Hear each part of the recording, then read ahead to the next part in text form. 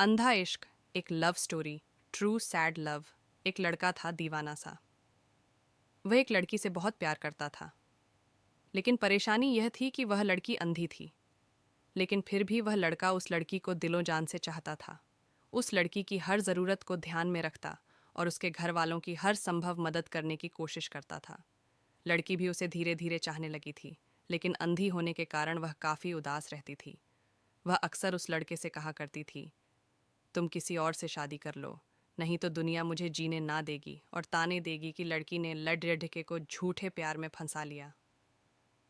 लड़की की यह बात सुनकर लड़का दुखी हो जाता, लेकिन लड़का उसे दिलो जान से चाहता था। वह जानता था कि लड़की भी उसे प्यार करती है, लेकिन देख न पाने की वजह से वह किसी और से शादी करने के लिए बोलती है।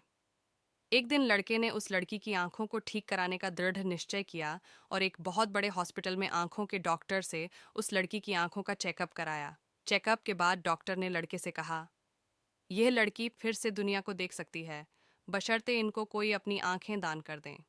लड़के ने कुछ समय सोचने के बाद डॉक्टर से लड़की की आंखों का ऑपरेशन करने के लिए कहा। लड़की की आंखों का ऑपरेशन हो गया और सब कुछ सही रहा। कुछ समय बाद जब लड़की की आंखों से पट्टी हटाई गई, तो लड़की ने सबसे पहले उस लड़के से मिलने की इच्छा जाहिर की। लेकिन जब लड़की उस लड़के से मिली, तो उसे पता चला कि वह लड़का भी अंधा है। लड़की का दिल बैठ सा गया। उसने न जाने क्या क्या अरमान सजा रखे थे उस लड़के के प्रति, जो उसे एक पल में ही टूटते हुए नजर आ रहे थे। लेकिन उस लड़की ने अपने सभी अपेक्षाओं पर पानी फिरता देख किसी और लड़की से शादी कर ली।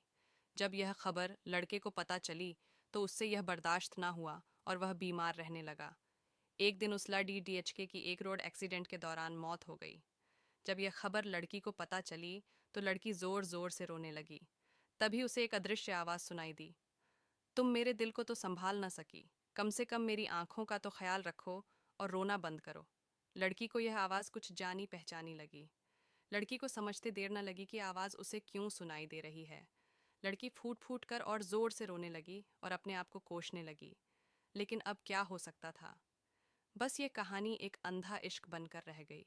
बस इतनी सी थी ये कहानी।